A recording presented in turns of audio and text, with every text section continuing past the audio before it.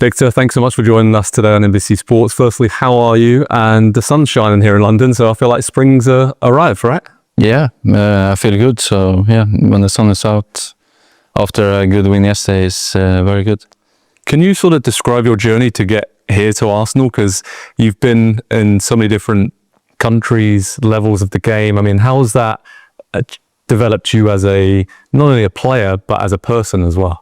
Yeah, I think it's helped me a lot during my career. I've been, like you say, different countries, different stages, and had different roles in different teams. So yeah, I think it's been developed me a lot during the years to have that experience and to have different challenges. And who are some of the sort of most important people when you look back at that journey, be it family, friends, coaches? Are there a few people that really stand out and a few moments that on your journey have been vital to get to this point?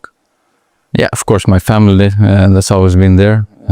It's been very important. And then, I had a lot of coaches during my career that's been very helpful. So yeah, I can say a few of them, but it's a lot of them that's helped me during my career. And obviously during your career, you've already won titles and trophies at Sporting Lisbon. This season, how exciting is it for you to be going full right now with Arsenal? I mean, is it almost excitement rather than fearing anything because you've already had that experience of winning trophies and you can enjoy this given all the experiences you've had in your career so far? Yeah, I think so. I think the last 2 years I've been in quite similar situation in different ways where we've been fighting for titles, and yeah, it's been tough in different stages in the season, and rivals has been close to us in the league table, but yeah, luckily we managed to finish first both seasons. I was in Sporting, which was obviously amazing. So yeah, of course, I think being in this position now with Arsenal, I think it's helping me, just having the belief and the excitement to be in this position right now, and not fear anything too much. Can it help your teammates as well? I was speaking to Urian about this over the weekend, his experience of winning trophies. Is it, maybe just saying a few things here and there from experiences you had in these kind of trophy races? Yeah, of course, if you've been in similar situations and you felt that where you won in the end, of course, that's gonna help you believing that you can do it again because you've done it before. So yeah, I think it's just positives to take from that. And talking about positives, obviously your performance against Spurs, we spoke after that, scored a couple of goals, and we spoke about the link-up play with all the great attacking midfielders here at Arsenal and how it develops. Can you explain how you develop that sort of on a training ground? Because it doesn't just happen overnight, right? That's a lot of hard work, and how great is that for you to work with these players and develop those kind of partnerships on the pitch? Yeah, I mean, first of all, I think the most important is to understand your teammates and how they play, and then of course when you play games with them, I think that's where you improve the most, because you understand in the games how it works, and how you should move in relation to them, and of course also according to how we want to play in that certain game as well. So yeah, I think over time it's been better and better, and of course it's a lot of amazing players here in the team, so yeah, that makes it even easier. And you obviously won the Player of the Month for Arsenal recently. That must have been amazing for you, and the manager speaking glowingly about you. How are you feeling? Like very settled and confident here at the moment? Yeah, I feel good. Of course, to get that award is great. But yeah, I think it's more important things to get this season, and I think we just have to do things like we've done the last couple of months, and improve as well, together to go where we want to go.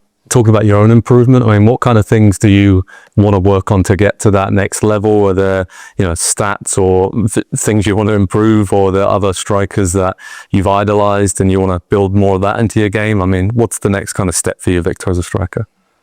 Yeah, I can improve everything, I think. So yeah, I would take everything. Okay, well, that's good. That's good for the future. That's good.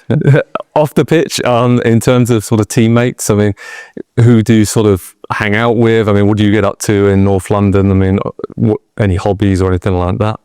Yeah, to be fair, I hang out here most of the time. So but of course the Scandinavian guys in the team, Christian and Martin, I hang out with them a lot. But yeah, I think it's easy to hang out with most of the guys in the team, to be honest. And I think we are that as a group where everyone can be with everyone. So yeah, I think it's a good group. In terms of yourself, I mean, how would you kind of sum yourself up, sort of as what's important to you in your life? Family, friends, goals, winning football matches, celebrate with the fans, winning titles. Yeah. I think Arsenal fans will love to hear all about that. Growing up in Sweden, I want to ask you about that. I mean, did you play other sports growing up? And what was it like growing up near Stockholm? What kind of, childhood and all the rest of it when you were growing up there?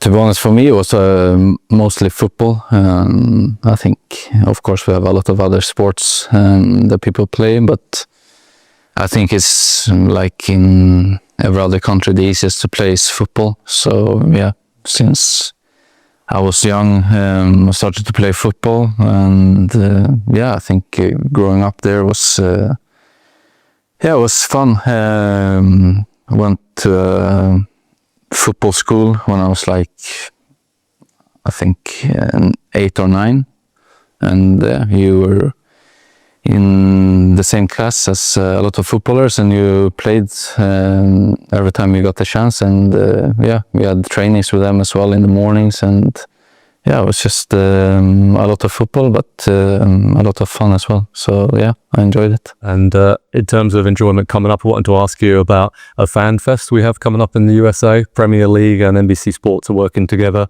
Big festival in Tampa Bay. What is the first thing you think of when I mention Florida? What's the first thing that pops into your mind? Sunny. Sunny. Yeah. We can do a bit more of that here in London, right? Maybe for the future. Yeah, I think so. Brilliant. Well, thanks, Victor. Thanks for your time. Thank you. Really appreciate it. Because it's another one of your former clubs that had a little bit of a stumble this week. Sorry, couldn't resist. We have some positive former teams. But nobody saw this coming, you'd have to say, against Nottingham Forest. Did it surprise you, that result against them? I was working for the club at Leeds United at the weekend, and they had to show a desire, a fight, a different way of getting results. It was a tough ending. They started obviously on the back foot, then found the way. So away from home is where you felt if City were going to go on and win the title, they're going to have to show improvement, a more consistent sort of level of performance and more control, because teams now feel like they can come at them, they can have a go. But obviously at home, I felt they'll be safe, they'll be right in the right position. So this is a real shock. But against the Forest side, who are obviously fighting for their lives, they've got good quality in players, a manager bounce also. This is a big shock. You can talk about decisions, you can talk about things not going for you, but when you're going for the title, you're playing against a team towards the bottom, decisions really shouldn't be a worry. Yes, it certainly is a big factor for it in games, but you had to do enough to actually see the game out. It feels like the pressure isn't really on City, though, this season, because it feels like nobody's really expecting them to do it. Do you think that's the case? What do you think about their ability to chase down Arsenal? Do you think they can? Well, I think if you ask that man who've just listened to the interview and you say there's no pressure on Manchester City, he gives pressure, he's born about pressure, he delivers winning pressure, sides throughout many seasons. You can be right at the top with a 20-point gap. There is still pressure playing for Pep Guardiola and this Manchester City Football Club now that's developed into serial winners, and that's just a given. He drives the players every day, whether it be Erling Haaland, whether it be Phil Foden, Kevin De Bruyne. He's not afraid to make decisions to drop players, whether you're right at the top or whether you're fighting. So they'll have been quietly in that sort of group of players saying, just keep the pressure on, keep ticking over. Arsenal have got away a couple of times and then come back with some of their results, and then it was on. Then it's all is, where is that game? When are Arsenal coming to the Etihad? Then it's in your hands. This has changed it. Now we're going to rely on Arsenal. I do feel like there's one more twist, but for Manchester City, they're going to have to go with obvious reasons right now with wins in every single game. Yeah, and is it worse to be chasing, or I don't know what that feels like, you know? I think for Mikel Arteta, he's nervous with every situation because at the start of the season, supporters were saying, you know, even former players, if he doesn't do it, this is it. He's got to go. And I'm thinking maybe I'm a little bit soft, a little bit sort of understanding because of the level of competition. And he's done an unbelievable job. Now he's getting sort of question marks asked about whether it's his style of play, are they doing enough, are they game management? But he's right there. So at this moment now, he'd take it, obviously leading all day long. What I feel like he's always needed is a bit of a gap. Rather than really, really close. And that pressure game in April against City at the Etihad, he'd be a lot more comfortable today, I am sure. What about that game against Brighton? They did the dirty work, didn't they? Is that sort of performance, does it matter? It's a winning one. Is that a title-winning performance, do you see, from that side? I think we can look at title-winning teams. We could say about Manchester United with Fergie time, where they just kept grinding out results, whether it be a clean sheet, whether it be a find a way to win, to get through it. You go in that dressing room afterwards and ask him whether was it a performance that wasn't really us. We needed to do better. Of course they had to do better. Of course they had to have more control and create more. But that is something that he's finding a greater determination in his team. Different ways of winning, goalkeeper staying down, bending the rules, game management, etc. Where do you stand on that time wasting? Is it good? I would never have done anything like that. No, I can't imagine. I would never have bent the rules or got into trouble in any way, as you know. But of course, listen, I made decisions that weren't right. But the time wasting, whether it's the right arm, whether it's the left arm, I think this is a step too far. I think that's a lot of people's opinions. I think Brighton certainly have that. And some people would say when you go too far, be careful what you wish for. Sometimes it could come back and haunt you slightly. But they're in a great position. I think he's managed to keep that fight. He's got that determined look about him. Whether he goes a little bit too far at times, whether it be in the technical area with officials, he just wants to get this over the line, and then it will change him. He'll be a better person for it. He'll always have that fire, Mikel Arteta, and I think I really think he's done an unbelievable job to turn Arsenal. They've spent a lot of money for certain, but a lot of supporters are still critical. We all want to win. We all have to deliver at some point. That's why we're in the business, and maybe it's his year. But that guy next to him, I think, as we know, finds different solutions, changed his system again. So having the two strikers, split strikers in different ways, even moving Erling Haaland out of a number 9 into a split with two, just occupying that back line of defensive units to create more in the middle. Again, we're seeing something different from Pep Guardiola, and if he was to deliver the title or a Champions League win, we've seen something special again from him, from a team as well that haven't necessarily got the full resources that they had before to win titles. They're weaker in certain positions. Great recruitment in the window we've seen with Antoine Semenyo and Mark Guéhi. But yeah, it's all for Arsenal to lose now. Is that what we witnessed throughout his career? Just absolute genius from Pep Guardiola, because we listen to managers, especially today. A lot of the press conferences coming through, and managers saying that they're not playing the way that I want them to play. But he just finds a way to win games, doesn't he? He changes things up all the time. Well, he does, and do you know when he first come to this country, you would say we total football. And then we'll say it was amazing, and then it changes the goalkeeper, and we have to build, we have to do that, we have to find a formula to go. Then we're seeing midfielders going playing full-back. Then we're seeing sort of bounce passes and drawing people in. Then we'll say City later on in games holding it in the corner for long periods, going direct. You can't play short for the last 20 minutes. We've seen different midfielders coming off the line. We've seen City winning a league without a natural number 9, with a false 9. He's done everything. He's delivered. He's found a way to sort of divert away from some of his beliefs to find a formula, and he's doing that again now. And when you say about different managers, different coaches, the person who's ahead of him at this moment in time learned everything from Pep Guardiola. And by the way, Mikel was there from morning till noon, right till the end of the day, the last one to leave in that training ground at CFA, learning, realising how to be a better coach. Even the players will tell you from Manchester City how hard he's worked to get into this position before he's even gone into his Arsenal tenure. So someone for me looking and saying what he's gone and done and watched and waited, he deserves this opportunity, do you know, because he's learned from the best in Pep Guardiola. So many coaches now are following, and it's going to be a sad day. It's coming soon, isn't it, where Pep Guardiola is going to leave us, and then what will we talk about of the great Pep Guardiola of his different styles, and Mikel Arteta could maybe find it a little bit easier, but he's not finished yet. I think that's the point. Yeah, I would agree with that. And just with Arsenal in particular, how tough is it for them at the moment, because they are fighting on all four fronts? I mean, obviously they've got to meet them, haven't they, in that Carabao Cup final, which could actually... We're waiting for the Champions League as well, but that's gone away. Yeah. But the Cup final's coming as well, and they're going to be great encounters because they know each other so well, and both managers or coaches are being able to adapt and change.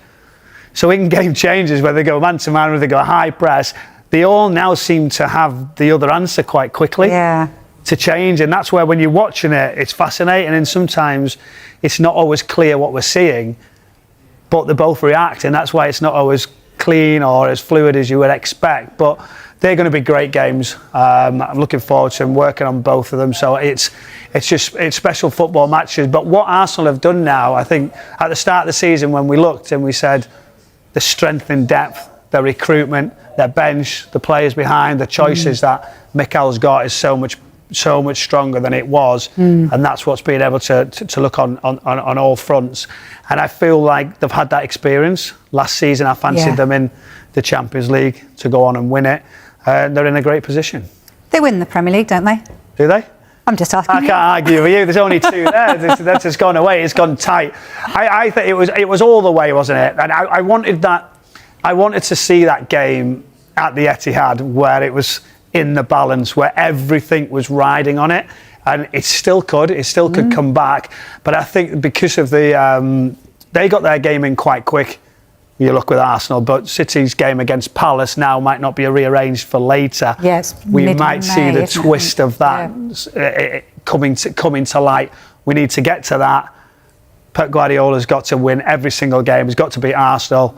And then Mikel Arteta, they're just scraping through, aren't they? They're just getting the results. So who did you say was going to win again? Yeah, I was saying it's really in the balance still, and I'm still waiting. But yeah, I'm hoping Manchester City find the answer. But you know what? And former Spurs player, not necessarily he was saying, it's rivals in Spurs for Arsenal to go and do it, but not necessarily, for Mikel Arteta, for what I've watched the journey and watch him fight and watch what he's done.